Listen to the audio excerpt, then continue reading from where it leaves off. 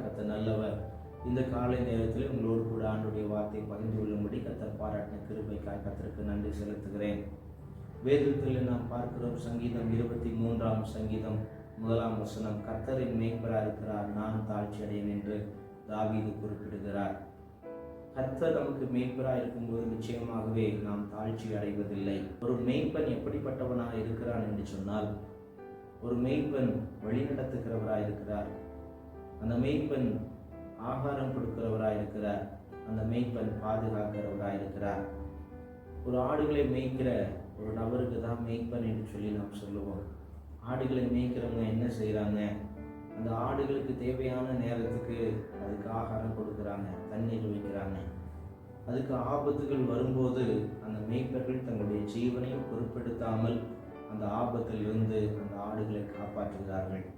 அடுத்ததாக அந்த ஆடுகளை சரியான பாதையில் நடத்துகிறவராக, ஓட்டி கொண்டு போகிறவராக காணப்படுகிறார்.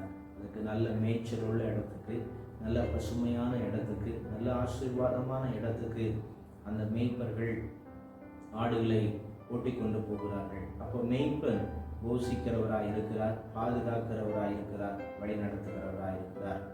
உங்கள் வாழ்க்கையிலும் கர்த்தர் மேய்ப்பராக இருப்பார் என்று சொன்னால் நிச்சயமாய் நீங்கள் தாழ்ச்சி அடைய மாட்டீர்கள். தாவீதும் ஒரு மேய்ப்பன் தான்.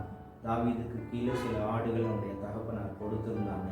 அந்த ஆடுகளை வனாந்திரத்தில் மேய்த்து கொண்டிருந்த பொழுது ஒரு முறை சிங்கமும் ஒரு முறை கரடியும் அந்த ஆடுகளை பிடித்து கொண்டு போக வந்த பொழுது தாவீது சொல்லுகிறார், அந்த சிங்கத்தையும் அந்த கரடியையும் நான் அடித்து கொன்று போட்டேன் என்று சொல்லி 1 சாமுவேல் 17ஆம் அதிகாரம் 34ஆம் வசனம் 35ஆம் வசனத்தில் சவுல் இடத்துல சொல்வதை நாம் பார்க்க முடியும்.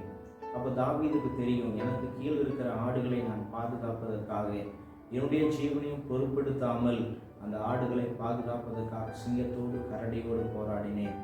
நானே இந்த ஆடுகளுக்காக இவ்வளவு தூரம் போராடினேன் என்று சொன்னால், என்னை இந்த உலகத்தில் படைத்தவர், உண்டாக்கினவர், தாயின் வயிற்றில் பிறக்க செய்த தேவன் என்னை நிச்சயமாய் பாதுகாப்பார், என்னை தாழ்ச்சி அடைய விடமாட்டார் என்கிறதை தாவீது நம்பிதான் சொல்லுகிறார், கர்த்தரின் மேய்ப்பராக இருக்கிறார், நான் தாழ்ச்சி அடையேன் என்று சொல்லி. நீங்களும் கர்த்தரை உங்களுக்கு மேய்ப்பராக தெரிந்து கொள்ளுங்க, ஒரு நாளும் தாழ்ச்சி அடைய மாட்டீர்கள். கண்களை மூடி ஜெபிக்கலாமா?